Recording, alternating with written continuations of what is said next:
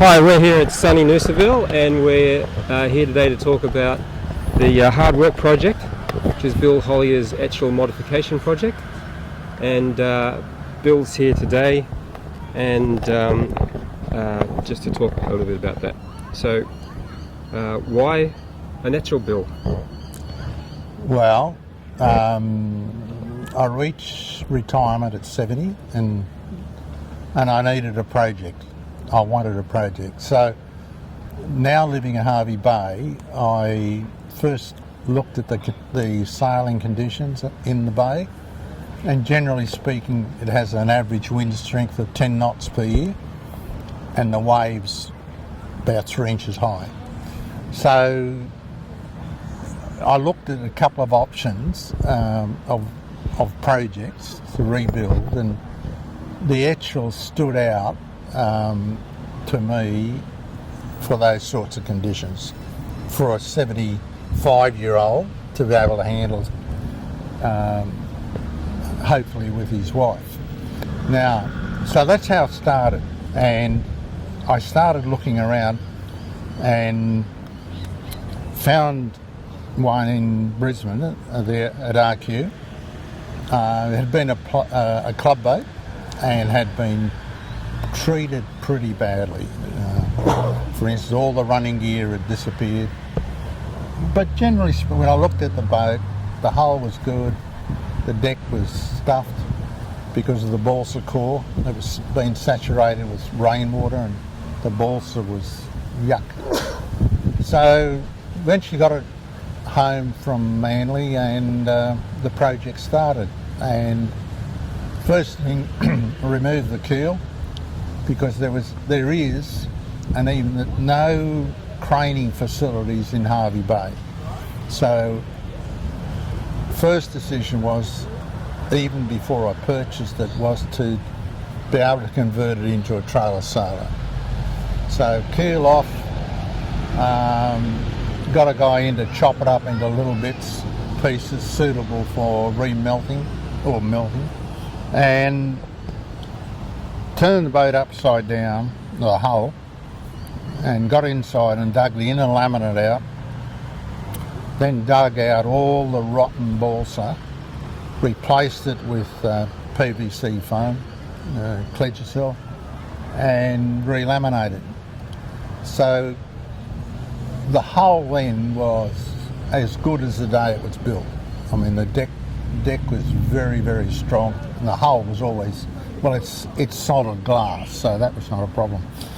So the next major part of the project was working out how to do a lifting strut with a bulb on it that weighed around about 900 kilo. And that's probably part of the project that's taken the most thinking and planning and doing. Building a strut out of carbon fibre,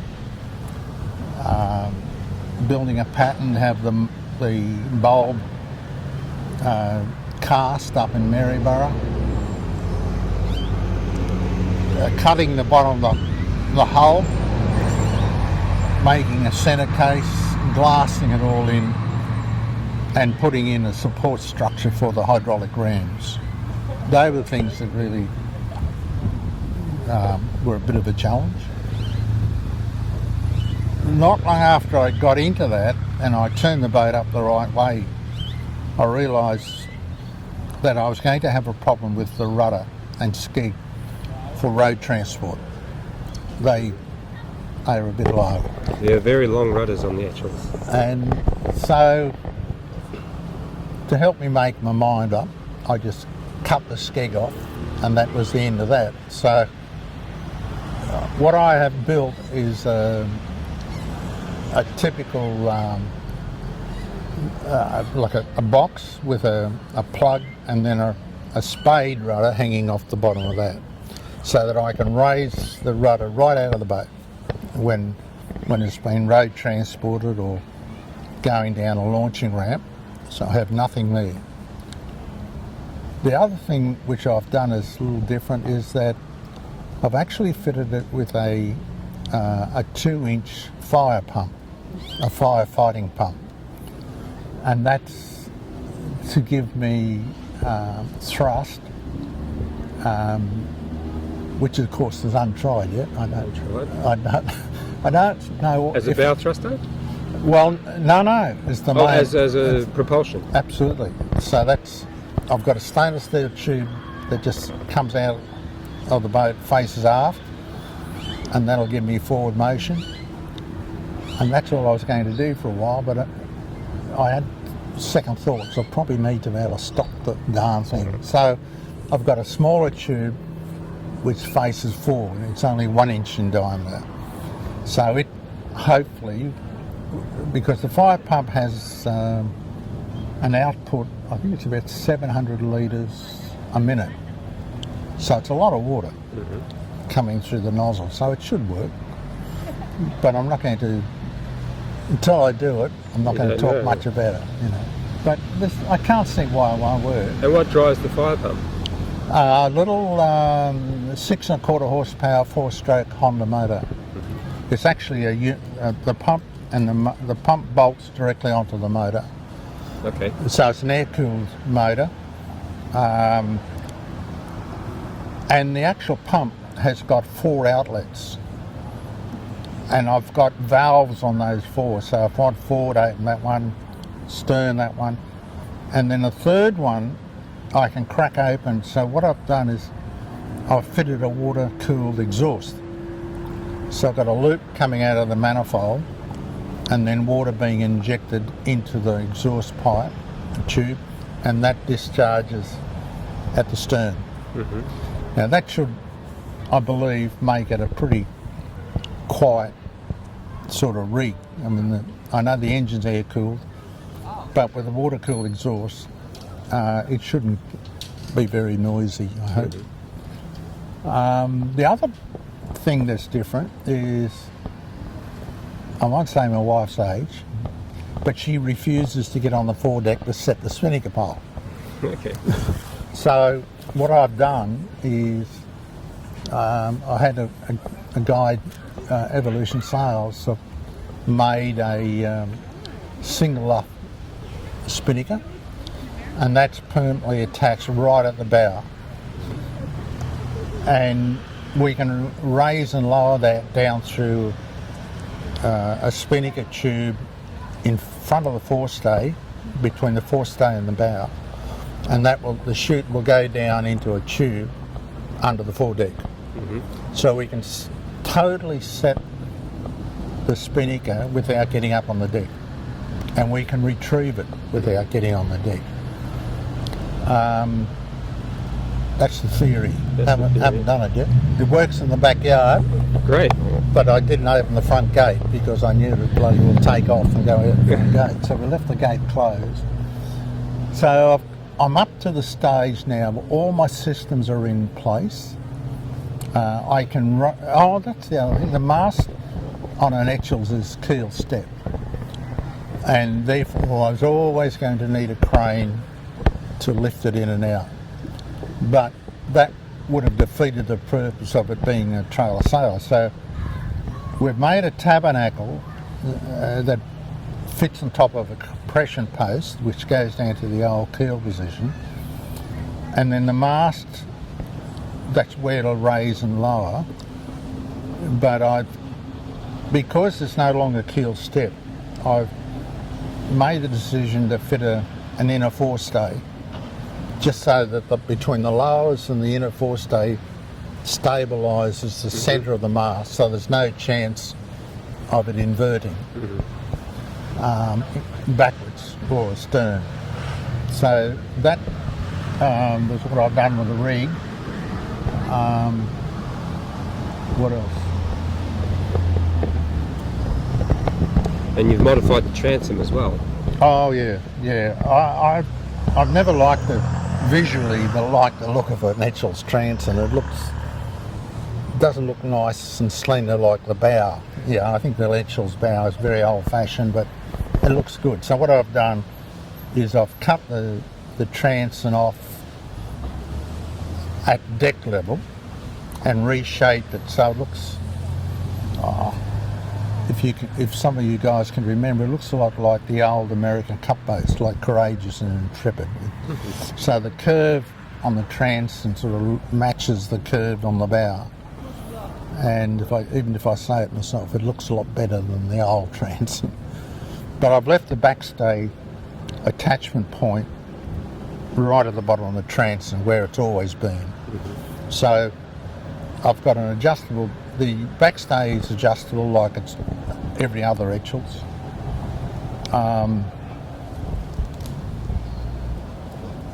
I can raise and lower the mast on my own, totally on my own, which took a little bit of figuring out, but the system, you know, it only takes me about a minute to set it. Once it's all set up, I can stand the mast up in about a minute. To use a gin pole? Yeah. I've got two. Okay. I've got a 3-inch diamond aluminium tube which takes the backstay at the, shall we say, we're about to put it up, so the backstay is attached to the top. Sorry, yeah, the backstay is attached to, no, it's not the back, the forestay is attached to the top end of the pole. Then I've got a block and just a rope block and tackle down to a strong point on the trailer, and you know you can pull the mast straight up. But I also, if you go back another step, to get the, if you want to pull the mast up, you've got to get that 3-inch pole up vertical. So to get that up, I use an old windsurfer mast, which I recycled from the local tip. It's lightweight. I can stand it up with one arm, so it stands up. It pulls the aluminium one up. Yes. Then I disconnect the fiberglass old windsurfer one, and I'm ready then to pull the mast up. Two-stage system. Yeah, makes sense. With my bit of health issues with my muscles in my legs, I stood the pole up twice, the aluminium, 3-inch aluminium, by walking out on the deck, and I was going to fall off there. So yeah, it's a long way to fall off of a trailer sailor. So I had to figure out a way, and so I've used this old windsurfer mast to get the pole up in position, and I don't have to get on the foredeck. So there's been a fair bit of working out systems. What else? Has there been anything particularly difficult? Not really. It's mainly been thinking about it. How's the best way to solve it? Which usually happens about 2 a.m. in the morning. In the morning. In bed. So how long has the project been so far? It's been about 4 years old, but I lost about 16 months of that through health issues. Yeah. But I'm fine now, and I'm very close to completing the project. Very close. The boat's finished. The trailer is finished. I've just got to work out a support structure to support the mast when I'm road transporting it. Okay. Because there's a lot of overhang on the boat. So the trailer stops just after the keel or the bulb. So there's nothing aft to attach. To. But at 3 o'clock last night, I've worked out that if I put a support structure off the main sheet track, that'll look after the back end of it. And then the front of the trailer, I've got a post just after the towing coupling, and that'll support the front end. Oh, the other thing I did was I had to make sure that I could launch the boat off the trailer without drowning my towing vehicle. Yes. So I measured the angle of the the ramp in Harvey Bay. So with that angle, I then went back to my drawings and worked out that if the boat would float, because it floats off, it doesn't get pulled on, it floats off. So if I get the trailer down far enough so that the back tyres on the towing vehicle are just touching the water, it'll float off. But to achieve that, I've got a telescopic drawbar. So it comes out about 2.5 metres. So I've got a long drawbar onto the vehicle, and the theory is it'll float off. Float off. And you'll find out soon. Very soon. Very soon. Yeah. Okay. And the club, Harvey Bay does have a yacht sailing squadron, and they sail every fortnight, and that's really what I'd like to get back into and have a lash at it. Okay. Yeah. Well, wish you luck on the water. Thank you. And keep us informed about the launch. Will do. Just talk a little bit about the trailer you have made, the special trailer. Yeah, again, it was one of those part of the project where I gave a lot of thought to, and I looked at building it out of steel, and that bothered me a bit with the weight, because the weight of the boat plus the trailer, if it was made of steel, would have exceeded the limitations of towing it, because it's 2,000 kilo all up. So I then decided to build the trailer out of aluminium and did my calcs, and I could, with the boat and trailer, I could just get under 2,000 kilo. So I found a guy in Harvey Bay who has a press, and he can bend the side rails of the aluminium exactly the way I wanted it. And the rails are 6 inches deep, and the bottom and top flange is 3 inches. So it's a fairly substantial section. But he bent it up, and it's a very nice curve, you know. Then the structure, while I drew it and designed it, the structure's been welded up by a local friend of mine who's done a magnificent job of it. And we've had the trailer certified and registered, so that part's all good. On all the axles are Durator rubber suspension, and it's all stainless steel hubs and discs. And then because of the telescopic extension, the braking system works on an overriding coupling.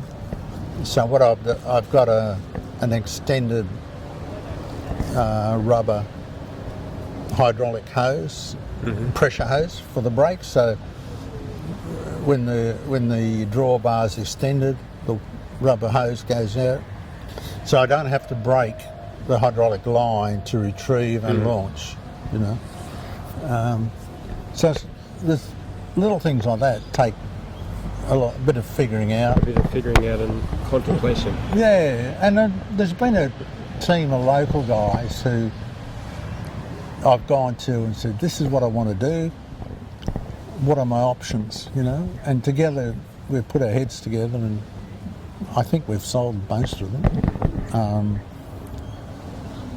But I've left the rig exactly the same. Oh, the other thing, on the mainsail, I'm putting slug slides on that, so I don't have to go through the physical energy to put the mainsail into the luff, into the track, the track, and then shove it in, haul it up.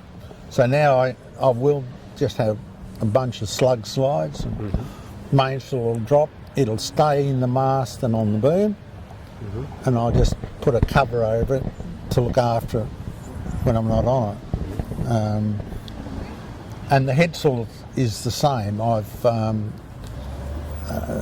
There's a terylene wrap around the forestay, and then I've got a retrieving line that when I let the halyard go, I can pull the sail down so it comes right down to the deck, because the deck is it's such a narrow foredeck that it would be suicide for me to go forward just to pull the headsail down. So I can retrieve it down, and then I'll also just cover it up.